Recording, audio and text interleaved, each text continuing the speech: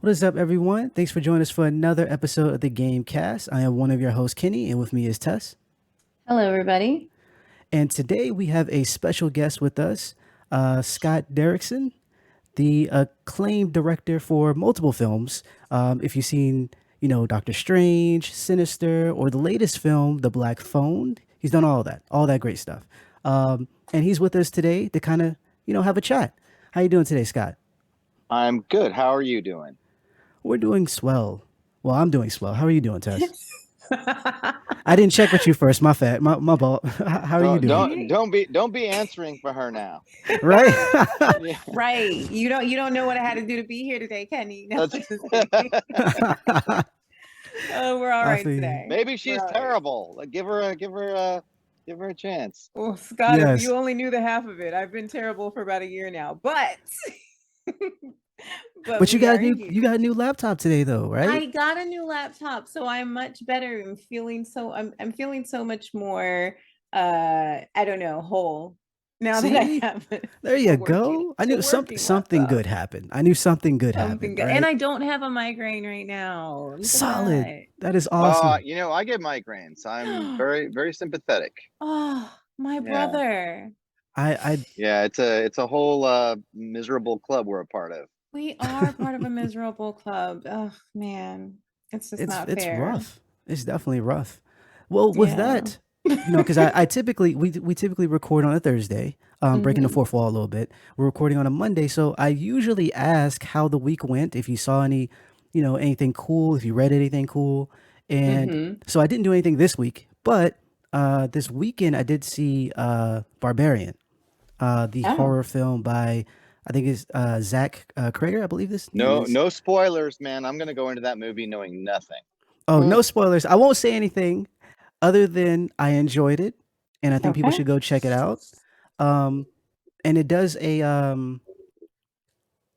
it's not what you would think. I'll just say that it's definitely interesting. So definitely go check that out. But I did get to see that and a bunch of other things. A week or two ago there was the National Cinema Day, where like every Hmm. film was like $3, no matter what. Like if you're IMAX or whatever. So yeah, I Oh. was in the theater for a long time, like a long time. What about you, Tess? Did you watch anything last week or read Uh, anything cool? I I've been watching I've been watching House of the Dragon and what Ah, is that other Tess. show that I can't stand? What's the other one? The Rings of Power. And I've been doing this to myself, and we talked about it. We have already talked about how I wasn't going to do this to myself, and I'm disappointing myself, and that's just because I'm such a nerd. And just I'm upset because I'm a nerd and I keep asking all these questions of like these whys, and I'm like, why is this happening? And I read all the books and stuff, and so I have feelings. So I yeah, feel that's you. where I am. I just have feelings. What about you, Scott? Well, I'm caught up on House of the Dragon. Also, this Yeah. week I finished the limited series. I believe it's on HBO Max. Yeah, the Resort, which I Ooh. very much enjoyed. It's really good. It stars Kristen Milioti, who hmm I knew from the movie Palm Springs. Boy, is she an extraordinary actress. She is really something. Mm. Very, very Nice. good actress. I don't know many of the other actors' names that are in it. Nick hmm Offerman is in it, but he's always great. I love him in Devs. Uh, and it's a really, really fantastically entertaining show. I loved it. hmm Yeah. Oh, see, The I'm gonna have to resort. put a pin in that because I have That's a ton of it. shows I need to catch up on. So I'm definitely gonna check that one out. I put Um, that one on there. I'll try to watch that Yeah, after I no one finish seems to be watching talking. Industry. No one seems to be talking about it, but it's very good. And I found the conclusion of it, the final episode, extremely satisfying. It's a great show.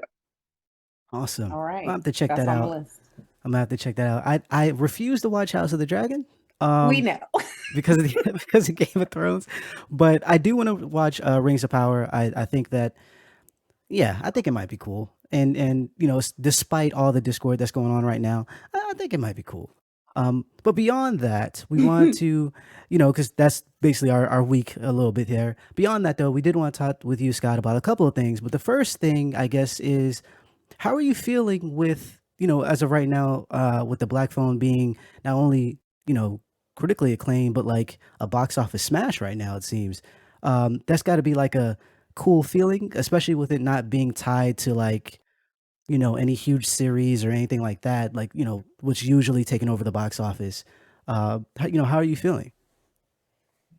I lost you for a second there because you started talking about, this is what happened. You started to, you started talking about Rings Power, and I was closing the other web browsers on my computer, and I closed the web browser for this Zoom meeting that we're having. And so Oh, I was like, oh dear.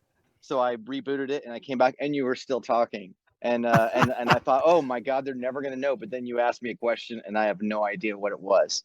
got you. I have Okay. no idea the context. Scott, Yeah, you can come back anytime. what Yes. was the question about the new show, The Well, Rings of Power? no, it was Okay. actually about your film. This is hilarious, by the Okay. way, because the same thing kind of happened when we had David F. Sandberg on here, where the program just kept closing on him when he tried to talk, or like no, he would be muted, and so he would have to close the program Oh, down and then come great. back. So Well, this no, is this was just me closing it for no real reason.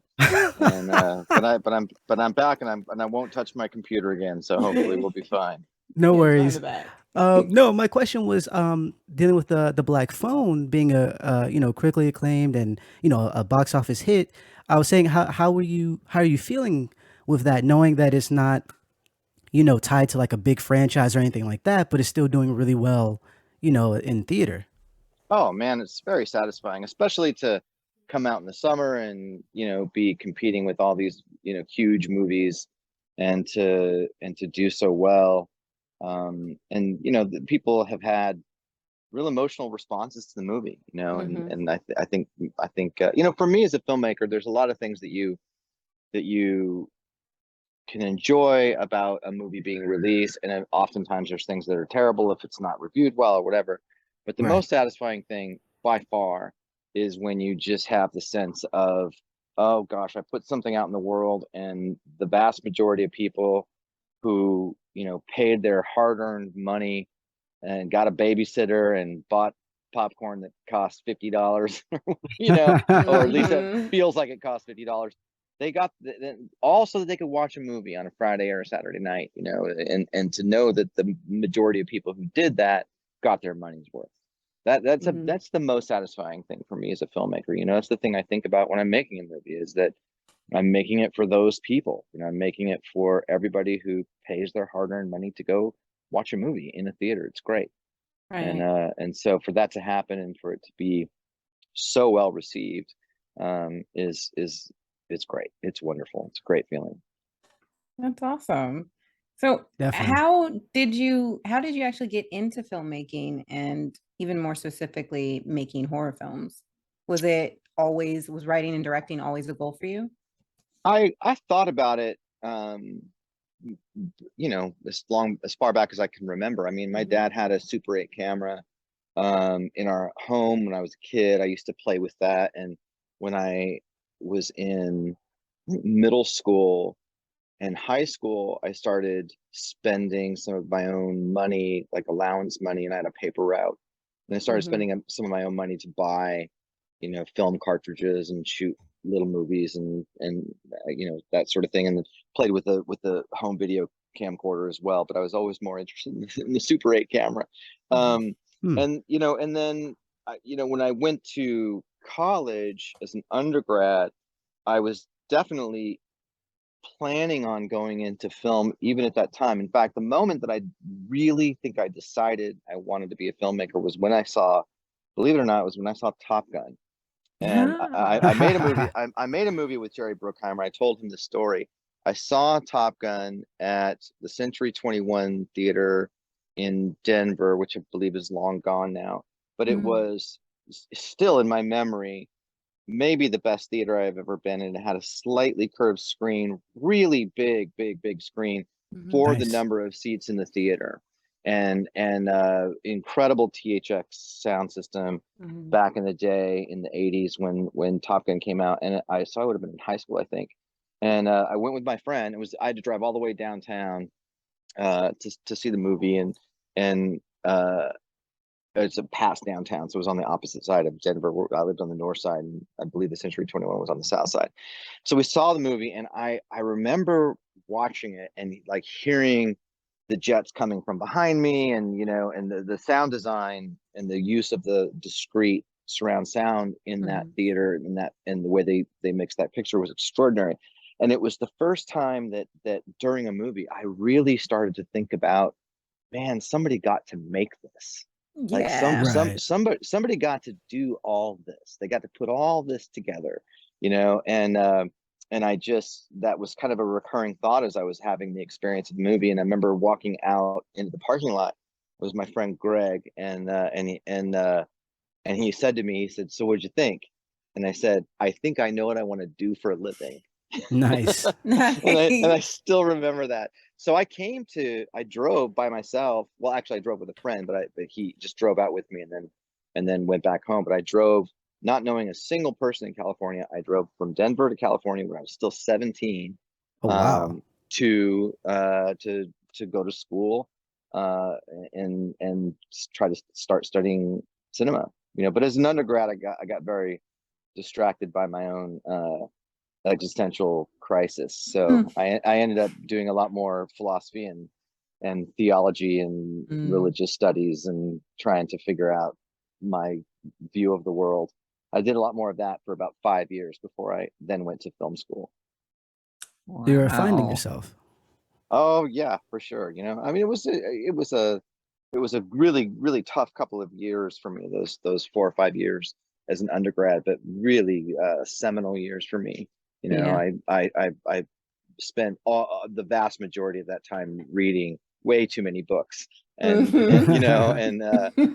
just forging my own point of view, really trying to come to terms with what I thought was true, and what I felt like I needed to know in order to live my life. And a lot of the Right. things that I worked through then are things I still think and still believe. My philosophy and belief system is always open minded, and it's always evolving. But that was a lot of very focused work back in that at that time. That's interesting Wow. considering your, or at least what I think horror does. I think horror, it allows for a unique blend of like escapism, but also reflective commentary.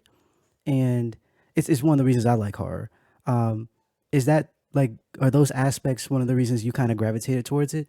And, when, It's a really incisive question, and I had always loved horror films. I mean, I used to build haunted houses in the basement of my house as a kid and bring neighborhood kids through and stuff like that. And I always enjoyed, getting together with friends and watching scary movies. We would watch Phantasm on late at night on HBO, and the Dawn of the Dead movies, and the hell, yes. and Yeah. then and rent all the Halloween movies. And it was a very normal part of teenage life for me. Exactly. And then when I was really deep in all these, mostly studying philosophy and reading, lots of philosophical books and theoretical religious philosophy books, and I just, again, sort of coming to terms with what I believed about the world, about the nature of our existence.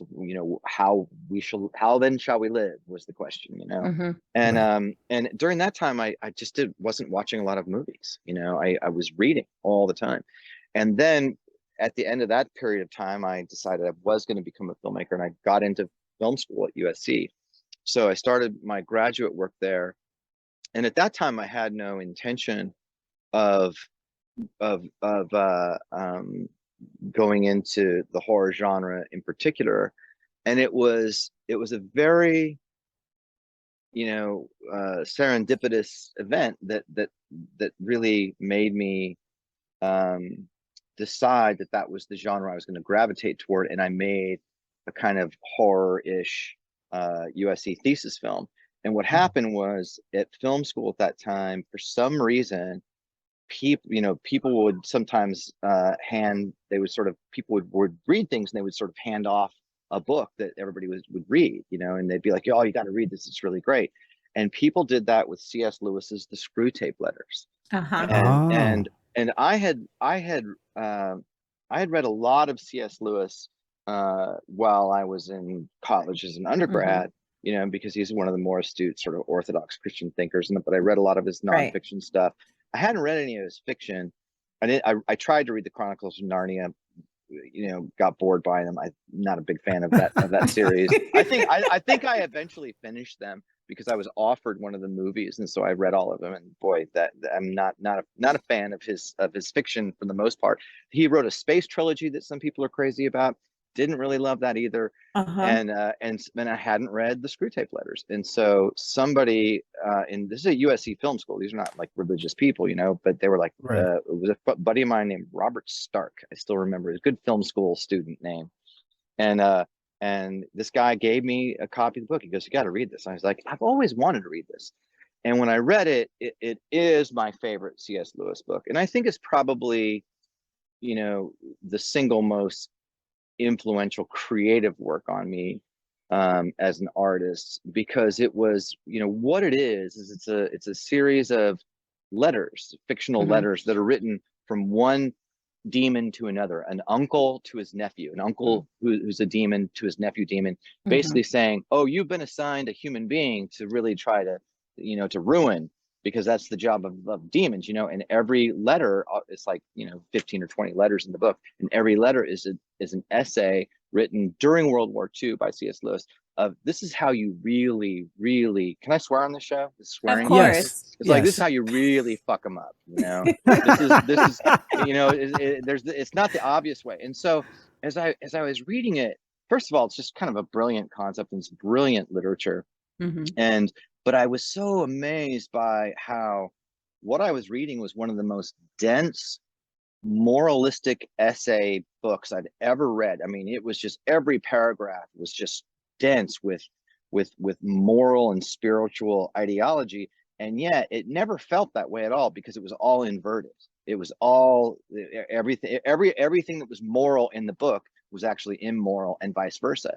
And so there was Oh. something about like the flipping of the moral perspective. It was like, if you couch it, in this, if you couch it in this inverted moral way, you can say very, very moral things, and people don't find it off-putting. Hmm. All these Right. film students were loving this book, and so that got me thinking about it. And then I also read a book by a guy named Walker Percy, one of my favorite writers, a Southern Catholic writer, and he wrote a book called Lancelot, and it had a single sentence in it that hit me like a thunderbolt. And the sentence in it was, "Evil is the only true quest for the modern day. God may be dead, but what if one should find the devil?"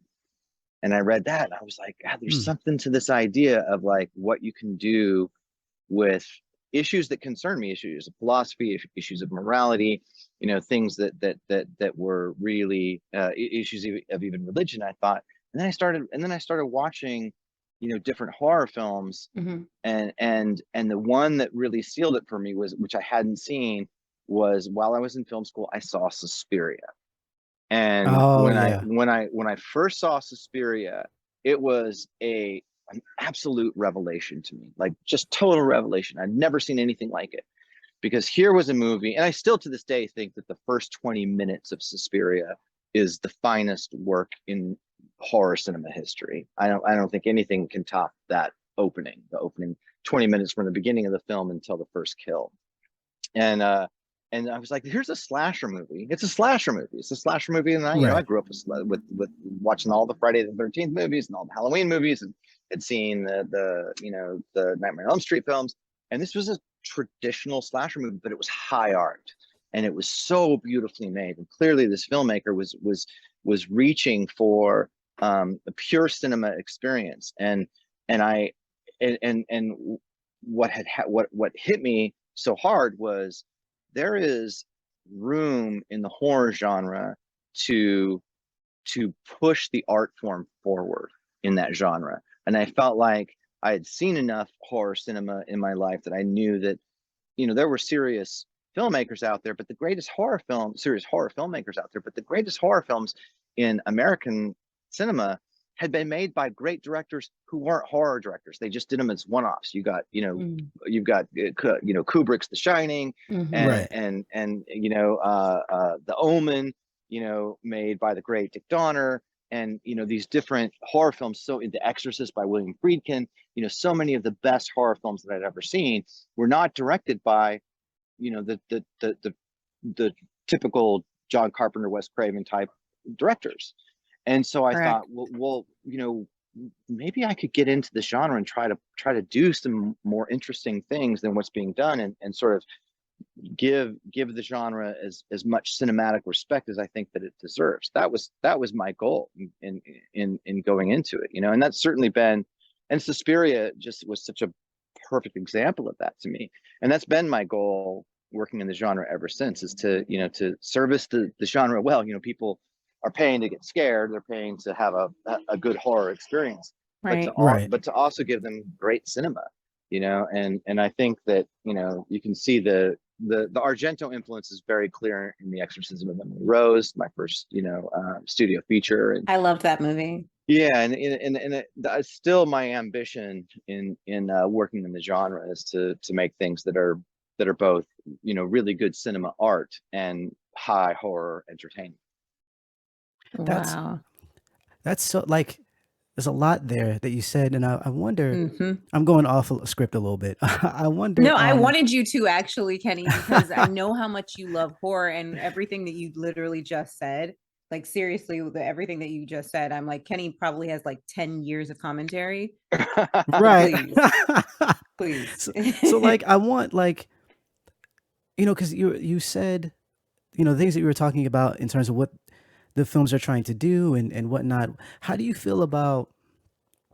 Because I kind of see that in old tropes where there's a hard stance on morality, but in a way that's kind of, in a way that doesn't really work in terms of people kind of agreeing with what's happening. Like, for instance, you'll have actually Cabin in the Woods does this well, where it kind of makes fun of those tropes where you have each character has its own, archetype, and then those characters are slain based on, the things that they're doing. So if you have sex in a film, you die. If you drink in a film, you die. And it's like this weird push of like morality in some of these films, and which is interesting because the ones that I think that do it really well are like, Night of the Living Dead or Dawn of the Dead, where, like, I'm a zombie fan, where they're looking at like racial issues, even haphazardly, or other issues or whatever, but it's done in a way that's like a little bit more not on the nose as much as a person, like, you had sex before you're married, so you die. Like, that's a little different. How do you feel about those type of tropes in horror? I mean, I think it's hard to make a truly amoral horror film. I mean, I've seen them; they exist, and I think there's even immoral horror films. But Right. for the most part, once you get into um, what makes a horror film, you're inevitably dealing in moral issues. Right. You're immediately dealing with good and evil. You're immediately dealing with, in many cases, religion and the supernatural, things that touch on issues of faith and belief.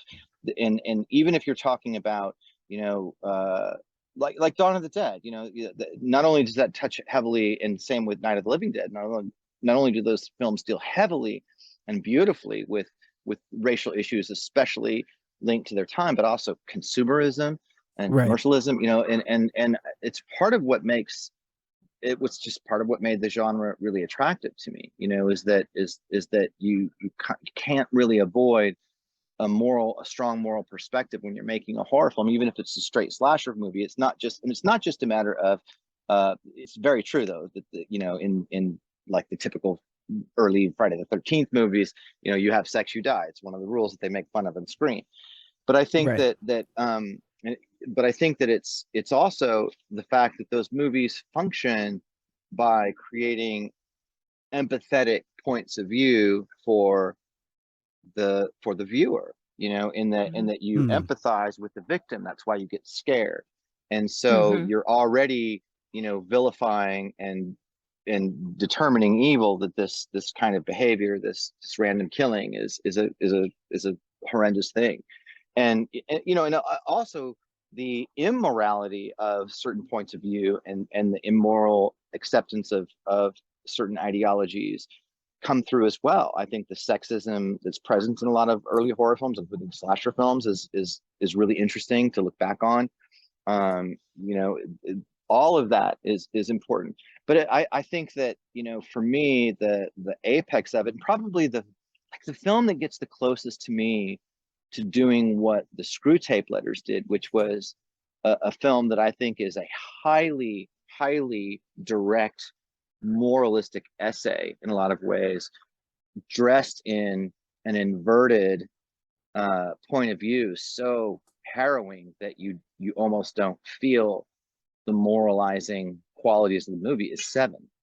You know, and I think Oh yeah. Seven is probably my favorite film, you know, of, you know, since the 80s. You know, probably if you took all the films that have been made since the 1990s forward, I think Seven is probably my favorite of all of them.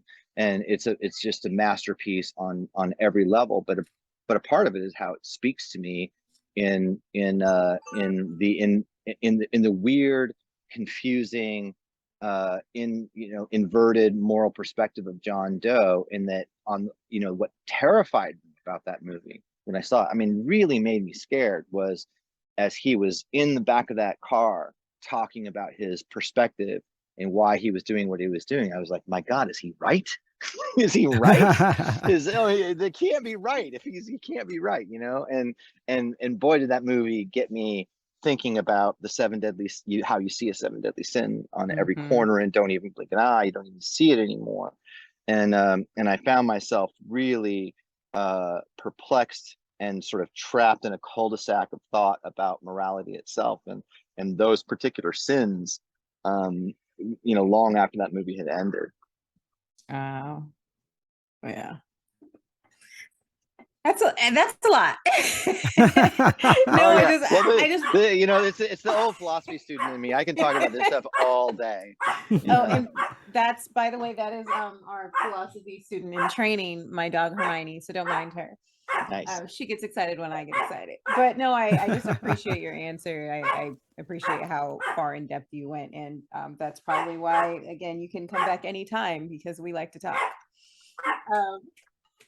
But I'm gonna shift a little bit away from horror just for a second, because we see how much horror you've worked on and how many horror films you've worked on, and then you worked on Doctor Strange. And so I kind of want to know what led you to landing in the director's chair of a Marvel film. Just because it's so interesting. When we did talk with David S. Sandberg, we asked him the same question, since he did a lot of horror as well, and he just said, well, you know, my horror films were really good, so I didn't even have to pitch. So was it the same for you?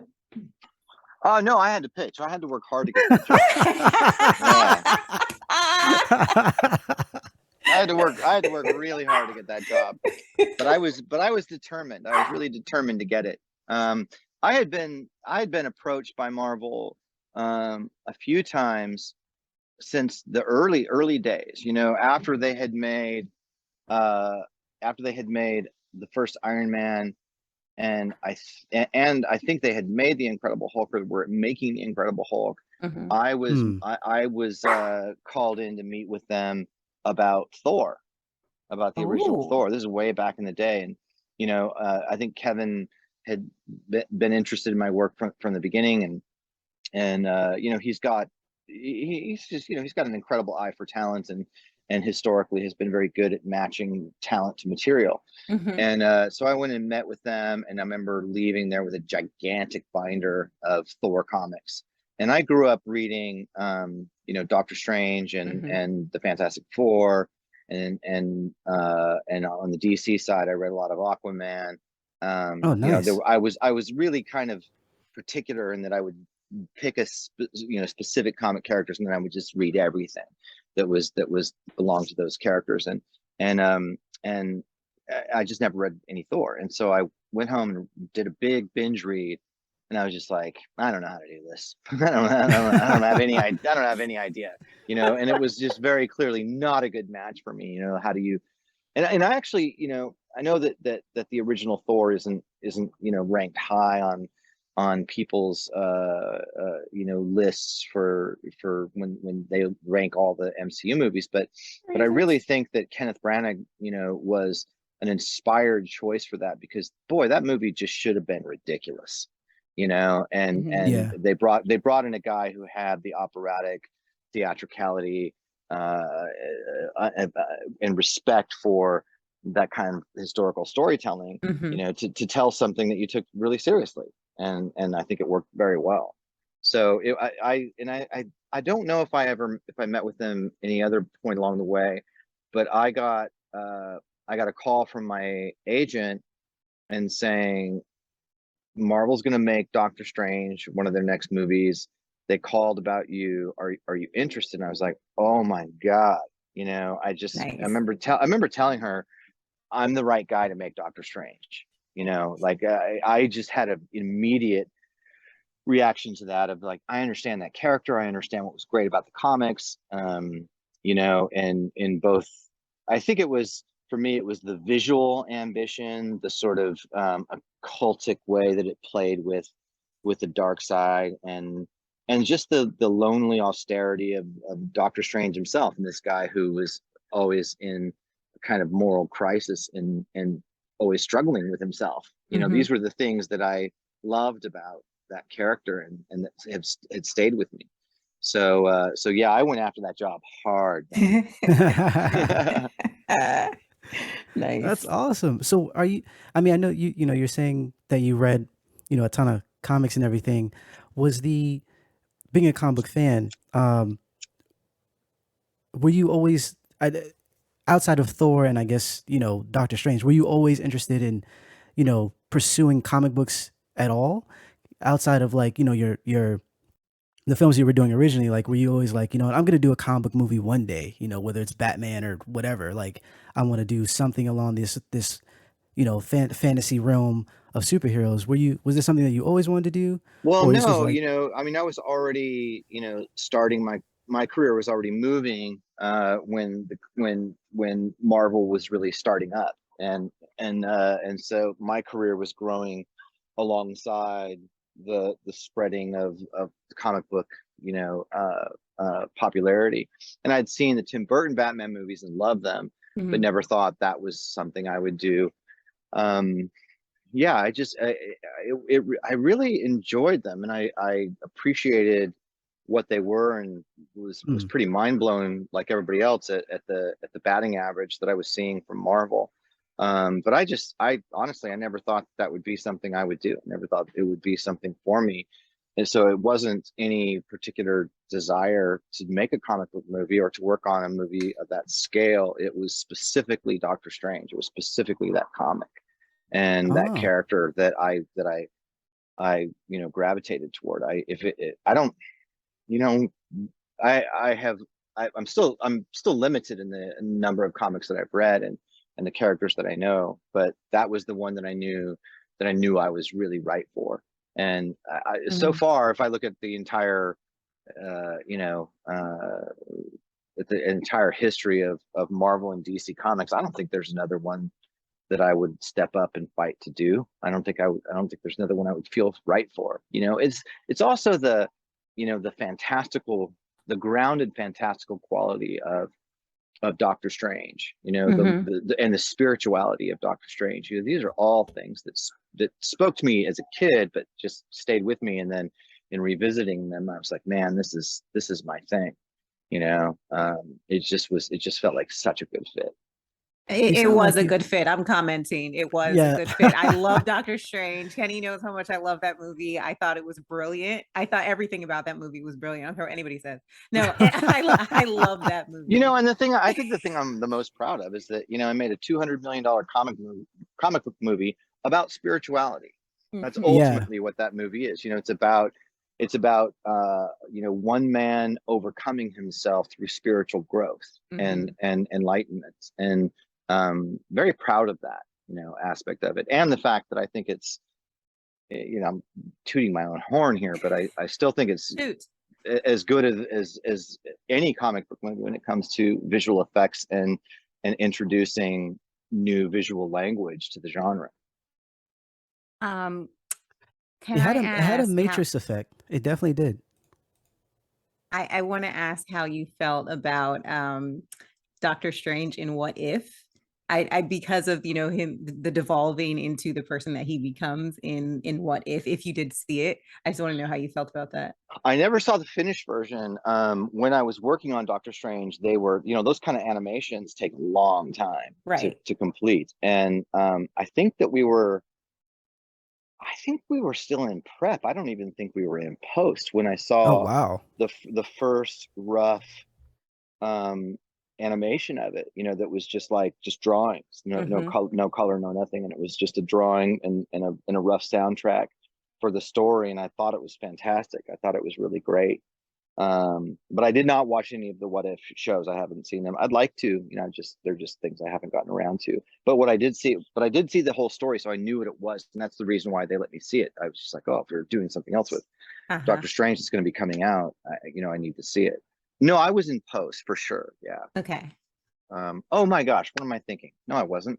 I was in prep for Doctor Strange 2. That's when I saw it. Ah. Oh Yeah. wow. Okay. God, I was gonna say that they Okay. had these stories way back then. Good No, no, grief. no, no, no. I lost my mind there for a second. I It's got lost okay. in time. It Um, happens to yeah. us. I feel like you would be a fan of the Sandman comic, based Oh my on. God. I almost directed that pilot. I wanted to direct that pilot. Oh wow. Yeah, I really love the Sandman comics. I was offered a job by Warner Brothers, and I told Neil Gaiman this. I was offered a job by Warner Brothers. Um, I don't remember what year it was, but at some point during my career, to do one of the screenplay adaptations of Sandman, because they had been trying to develop it for years, and I declined. And they were like, "Really? We thought you'd really be." I said, "Oh, I love Sandman. That's one of my favorite comic series ever made." I mean, if I had to say of everything I've ever actually read, probably Watchmen and Sandman are the best comics I've ever read. And I said, I'm just not going to be the guy who fucked up Sandman, because as a movie, I just didn't see a way to do it. I just didn't think there was. I didn't think that there was a way to make Sandman into a feature film and still have it be Sandman. And Right. so when I heard that they were doing it as a TV series, I was like, well, that's the way you do Sandman. It's the only way you can do justice to that material, and you don't have to be slavish to it. But it's a very unique, very sprawling, very hodgepodge tapestry, that comic, and I think that a lot of its greatness is in that. So yeah, and I came very close to doing it, and then there were issues with scheduling. There was other things that came up, and I ended up not doing it. And fortunately, I'm glad I didn't, because I had to go make Black Phone. Speaking of the Black Phone, I know it's based on the Joe Hill's short story. Uh-huh. Beyond it being like a great read, what inspired you to kind of make it into a feature film? Did you approach Hill, or did he approach you, or how did that come about? Well, I had read the comic. I mean, sorry, I'd read the short story when it was first published, which was like 18 years ago, 17, 18 years ago. Hmm. And I was having lunch with the great German director Wim Wenders, who's one of my closest friends and godfather to my children. That's a whole nother story. But Oh. we had lunch at this, or sorry, it was breakfast. We had breakfast at this little French bistro place that we would go to on Sunday mornings sometimes, in Los Feliz. And there was a small group of us, and everybody was just hanging out, chatting afterwards. And I just got up and left the table and wandered up the street to the Skylight Bookstore, which is a bookstore I really love. And I went to their horror section, and they had on display the new horror fiction. And there was this book, 20th Century Ghosts. So I was like, oh, what's this? Joe Hill, never heard of him. Never, I had no idea he was Stephen King's son. No one did at that time. He was very, very committed to publishing his first works without anyone knowing who his dad was. So I picked I it did up. not know that. Yeah, he actually got a couple of, he had I think the first few things he wrote never got published. They got declined, and but he was like, if I'm going to succeed, I'm going to succeed on my own merit. And 20th Century Right. Ghost was the first thing that he published. And so I just was standing in the bookstore, and I opened to the first story. And the first story, it's an anthology of short stories. And the first of the, there's maybe a dozen short stories in it. And the first short story was called Best New Horror. And I thought, oh my God, the balls on this guy, you know, publishes his first book of horror short stories, and the first book is called Best New Horror. I was like, this better be good, you know. And so I stood there in the Skylight bookstore and I read that story, and it was, to this day, one of the best and scariest stories I've ever read. Hmm. I've since optioned it and then working with another writer on it, but it just as an aside. But I was blown away. I thought it was incredible. So I bought the book and went home and read all the short stories. There's not a bad story in that book, by the way. They're all good. And there's one called Pop Art. It's not a horror story. That's just one of the best short stories I've ever read. But The Black Phone stood out to me as a movie. You know, I just immediately felt like, oh, this is a movie. And what it was about it was, I read the story and I thought, I kept thinking about it. Like, it feels like a movie. Why do I keep thinking about the story as a movie? And then I realized, I think probably because I didn't option or do anything about it for years, but I think I eventually realized, you know, why that's such a good idea is because what that short story did is something that really no one's ever done, at least not effectively. And it combined a serial killer with a ghost story, a Right. serial killer story and a ghost story you know, in one basement, basically the whole, and it's not a long story. It's only, you know, as I remember, it's like 20 or 25 pages or something like that. And Yeah. so, I, hold on one second. Oh, and so I gave it, when I started working with Cargill, very early on, you know, Cargill and I had a different writing partner until Sinister. And the first thing I wrote with Mhm. Cargill was Sinister. And I think shortly after we made Sinister, I gave him that book, and he ended up becoming a novelist and became friends with Joe Hill apart from me. In fact, Hmm. Joe and Cargill and Neil Gaiman and one other writer are part of like a little Inklings group that meet occasionally to talk about novel writing.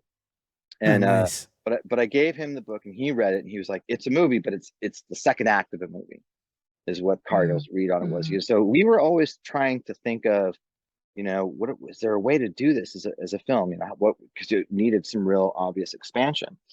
And and what happened then was, I stepped off of Multiverse of Madness, and I had, oh, actually, sorry, let me back up. It was before that. While I was on Multiverse of Madness, the writer that we hired to write the first draft was taking a very long time to get that draft done, and I was just kind of twiddling my thumbs waiting for a script. And so I Hmm. said to Cargill, I said, I've got time on my hands. Why don't we just write something just to write it? And he's like, great, let's do it.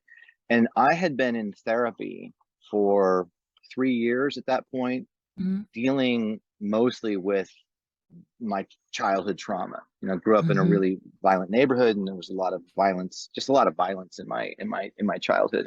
Mhm. And so I was thinking, you know, what if I remember saying to Cargo, you know, I'm thinking about trying to do like an American 400 Blows, you know, like what Francis Truffaut did Yeah. in sort of portraying his childhood in France. And I thought about that for a while, and I was like, no, my childhood doesn't have any real narrative to it that's interesting, and it just, that sounds, it's just what, I just didn't feel like that was a good idea. And then it was a real eureka moment when I thought, well, wait a minute, what if I took the actual neighborhood that I grew up in North Denver, and the kind of violence that I was around in my home, and the kind of bullying I was around, and just, you know, took what it felt like to me growing up in being 12 in North Denver in 1978. What if I took all that and some of the kids that I knew and combined it with the Black Phone? And when I called Mm. Cargill, and Cargill, you know, is my best friend, knows everything about me. And so when I told him, Hmm. he already knew a lot of the stories of my childhood. And he was just like, that's it. Let's do it. You know, and then we wrote it in 5 weeks. It was really, really fast, easy Oh, wow. adaptation for us. Yeah. Wow. Wow. That 5 weeks, that is a great movie. Yeah. It was a very, I think probably the fastest script that we've ever written, actually. And you know, the plan was to give it to another director, because I was going to be gone Oh, making a Multiverse of Madness for two yeah. years. And then so now to jump to the part that I started earlier, then when I stepped off of Multiverse of Madness, here was the script. It was done. It was, finished and very, very personal to me. And as soon as that decision had been made, I decided I'm going to go make Black Phone. Wow. Yeah. Well, considering your personal connection to the film, how do you separate or protect yourself from the content? Because there's obviously bound to be triggering aspects that may be like close to home. Obviously, you said you grew up in a like violent neighborhood, but even that was used as inspiration. Well, So how do you do that? it was kind of the opposite. Mm. I had spent 3 years digging into all that stuff. Okay. I just spent the last 3 years, and there's stuff from my childhood that was too dark. There's one scene that I actually put in the draft, and Cargill was like, that can't be in here. So Like, hey, are you okay? yeah, that one was a bridge too far. So yeah, I was like, that was the inspiration that I was feeling, which is I had done all this work for years to really come to terms with and reckon with that those specific traumas of my childhood and what it was like, for me being a child where the primary emotion that I felt as a kid was fear, and I remember my therapist at one point, my therapist said at one point, with no irony, I thought it was really hysterical. And I remember he looked at me after I told him one particular story. He said, "You do realize that your childhood was a ripe breeding ground for a serial killer, don't you?" And I said, "Oh yeah, I do." And that was a part of growing up, and part of why it fit with the Black Phone too, because I had, like one of the things that happened to me that's not in the movie, but this was a true story. I was 8 years old, 9 years old, when the kid next door knocked on my door at night, and I opened the door, and he was crying his eyes out, and he said somebody murdered my mom, and his mother had been That's abducted crazy. and raped and wrapped in phone cord and thrown in the local lake. And Ted Bundy had just come through Colorado and killed a bunch of women, and he escaped in Colorado. So there was just like the fear, and the Manson murders had happened not that long before that. So there was all this sort of the stranger danger of the late 70s was a very real thing, like a very real thing for me, living with the thought of, oh, there's people out there who will just snatch you up from your bed or snatch you up off the street and kill you. So that's all made its way into the fabric of the movie also. That was the whole dropping of the eggs and stuff was just like, okay, this is too much. I was really concerned because I was like, oh my God. I mean, I always think about the kids. I really do, because too many TV shows really remind me of what kids really do get up to. And I saw, he dropped the groceries and I'm like, oh God, it's too easy. It's too easy, these kids. Yeah. Oh yeah. Oh. Well, And and that it's was very, very, very bizarre thing too. This is true. My Mhm. brother, who still lives in Denver, said that he knew that because the movie was, so popular, everybody was seeing it. And he said that he spoke to 3 different people unrelated to each other that he knew, who upon seeing the Black Phone remembered something that they had forgotten about, which was their own attempted abduction. Oh God. Like 3 different people. And I was like, if one happened to one person, it would be strange to me. But my brother was like, yeah, these 3 different people told me that they had sort of blocked out or forgotten that somebody had tried to abduct them and they got away. And they happened to know my brother and told him that came back to them when they saw the Black Phone. And I heard that story, and normally I would think, well, that's got to be bullshit, but my brother, he's 6 years older than me, and I've never once known him to lie about anything, so I know that was true. Oh wow. That's scary. That's shoot, even 80s. I remember like my parents telling me like, don't speak to strangers and going through this whole routine of like how to stay away from strangers and whatnot and not to trust basically anyone. So it very, very much hit home for me when I was watching it in the theater. Yeah, And you've And got the kids. and the domestic violence was very much of that time. I mean, Right. I saw, I got beat like that. My siblings got beat like that, but it wasn't just me. That was pretty Yeah. common. I'm raising my hand. You can't see it, but I'm raising my Yeah, hand. and there were kids on my block that had it much worse. There was one kid who lived on the corner. I lived on a house. I was the youngest on a street block. Like, I lived in an area in North Denver where they had actual blocks. Where you could walk all the way around the block. There was like a grid. Yeah. And on my block there was a kid on the far corner whose dad was really violent, and I remember him coming up, to where we were playing Nerf football or something, and he had just these huge bleeding welts on the back of his leg because his dad had whipped him with an extension cord, and it Oh, was like, I wow. remember we were just like, oh dude, that sucks, and then let's play football, and it just was kind of how it was. It bees like that. It does. Yeah. It does. It sounds very familiar. Not even gonna hold you. Yeah, nope. I mean, I was like, it was the orange cord because anyway, I don't want to go there. We know that this isn't your first time working with kids. Obviously there's some other films like Sinister, and it has obviously disturbing content with younger actors. So how much work goes into prepping kids for these roles, and are there any like lingering aspects once the film is over with them? I mean, in terms of kids working in a horror film, they love it. Halloween is mostly a holiday for children. Totally. Right. And they it's, so for them it's just like Halloween every day for weeks, and they love getting the blood put on them and the scars if they're the ghost kids and all that. It's like Halloween, so there's never any. First of all, horror films are a really joyous place to be, believe it or not. I mean, my experience is that people really have fun making them, and kids really get it. In fact, one of the funniest things I remember was, in Sinister, the kids only have one shot, I think, in the movie when they're together, and otherwise all of their scenes are isolated. They're never really in the same scenes together. And so they had, on the night that we shot that one shot, which was outside, Cargill, my writing partner, told me the story that he was down in the basement of this house, the house where we shot Sinister, and we had made like a little office down there, and the kids were all down there, and they met each other for the first time. And one of them said, so he overheard, and one of them said, the other one said, they were all in a group, and said, so how did you kill your parents? And one of them said, lawnmower. And then one girl goes, oh, I just got to drown mine.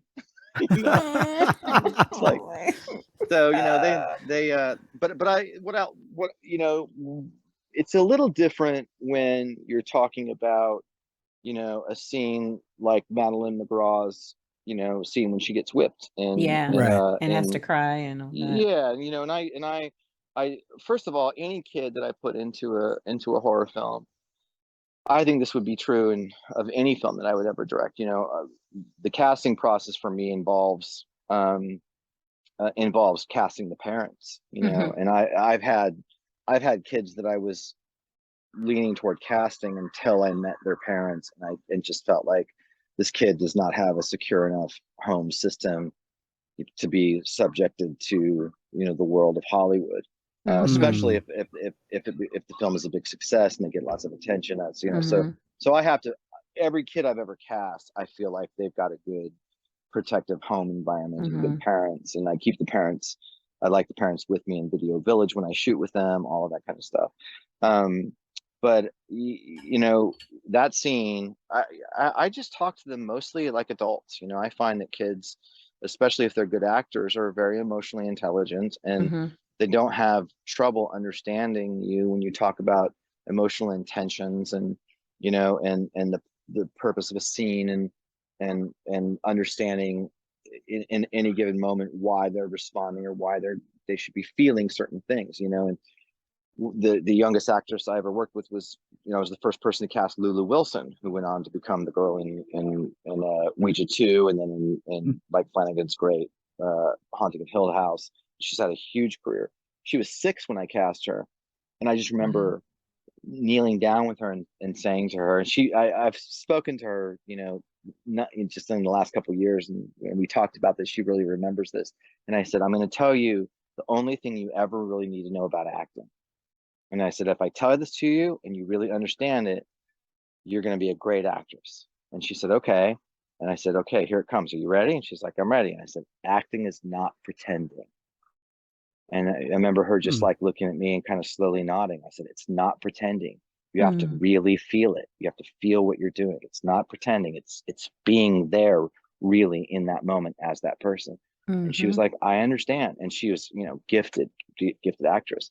So, with someone like Madeline in a scene like that, I just prepared her was the main thing. I just talked to her a couple of times on days before the day of that shoot. I didn't want to scare her and get her psyched out about it, but I think 2 times I went to her and sort of started to broach the subject about that scene and said, I really need you to cry. I'm really going to need you to get, Gwen's a very strong character, but she gets broken at least momentarily by the scene, and it's going to be really emotional. And and she's working with Jeremy Davies, who's very much a method actor and really just loses himself in the moment. So in my mind, I'm like, I don't know what he's going to do, and scary. Yeah. And so, and I remember the second time I talked to her about it the day before we shot, I think she just said, she came up to me on her own afterwards. And she said, I have one question for you about the whipping scene tomorrow. And I said, yeah. And she said, would it be okay if I took like 2 minutes by myself right before we shoot to just really get ready? I said, of course, Madeline, that's what actors do. I said, don't ever feel bad about asking me or any director for that, And so that's what we did. We just sort of, before we shot, everybody got quiet. She was just in her own space. And when she was ready, we rolled, and I think, that scene, I think my the two favorite scenes that I've shot as a director are both highly emotional, actor driven scenes. And it's the domestic quarrel in Sinister in the bedroom between the long, it's like a 5-minute argument between Ethan Hawke and Juliet Rylance. And I just love that scene so much. And I really did the same thing with them. I told them days in advance, you guys got to really deliver on the scene. It's very important. And I love it because I can't think of another horror film that has a scene anything like that in it. But I think my other favorite one is that kitchen scene, because I love to watch actors do what they do when they're really going all the way, and they surprise you. And Jeremy, just to give the most powerful moment of that scene is when is toward the end of it. I was strategic about it because I thought you have to be careful because you can go too far with a scene like that. And I thought, what the audience doesn't want to see is they don't want to see that belt actually hit that girl. Nobody wants to see that. Right. I don't want to see that. No one wants to see that. So I picked the house that I picked because it had that long counter that stretched out into the middle of the room. And I knew that I could play Spinny in a position where he's watching and we're watching with him the whipping go down, but she would be behind the counter. And then when he really goes crazy, he could throw her on the floor and he could just really beat on her, but we wouldn't see her at all. And we would just hear it. And I thought that would be more effective. And so, I knew that stuff was going to be really disturbing. And I sort of choreographed it in a way that I thought would push the boundaries, but not, break them. And but then the best part comes when she gets back up and she's really crying. She's really weeping at that moment. And it was Jeremy's idea to say to her, to make her say it 3 times. Because in the script, it just said, your dreams are just fucking dreams. Let me hear you say it. In the script, she just says, my dreams are just dreams. And then he says, now get out of here. That's how it is in the script. And Jeremy came to me, I think on the day of, and said, I want to make her say this 3 times. And in my mind, I was like, oh, fine. If it doesn't work, we'll cut 2 of them out. So I said, sure, go ahead. And I think I told Madeline that he was going to do that, but we never rehearsed it. We never rehearsed the lines that way or anything. And then when we shot in that moment, it's my favorite acting moment by any actor in any film I've ever done, when he says to her, let me hear you say it. And she's sobbing. She says, my dreams are just dreams. Say it again. and tears are pouring down her face. She's like, Yeah. my dreams are just dreams. And then he goes, say it again. And something clicks in Madeline playing Gwen, because she knew Gwen so well, and something clicks, and all of a sudden she turns almost feral and angry and spits back at him with this fierce look, and she's like, my dreams are just dreams. And I think Yeah. it really surprised Jeremy, the actor, because he kind of recoils, like he wasn't expecting that, you know. I wasn't Yeah. expecting that. And it sort of deflates the whole scene, and then he lowers the belt and he's like, now get out of here. It's just beautiful, you know. It was brilliant. And that is brilliant, and kids can do that if they're that good, you know, if they have the kind of raw talent that somebody like Madeline McGraw has. But you got to give them, you know, the arena of safety and protection, and trust them, you know, to do amazing things, because that's what good actors do. They amaze you. I couldn't agree more.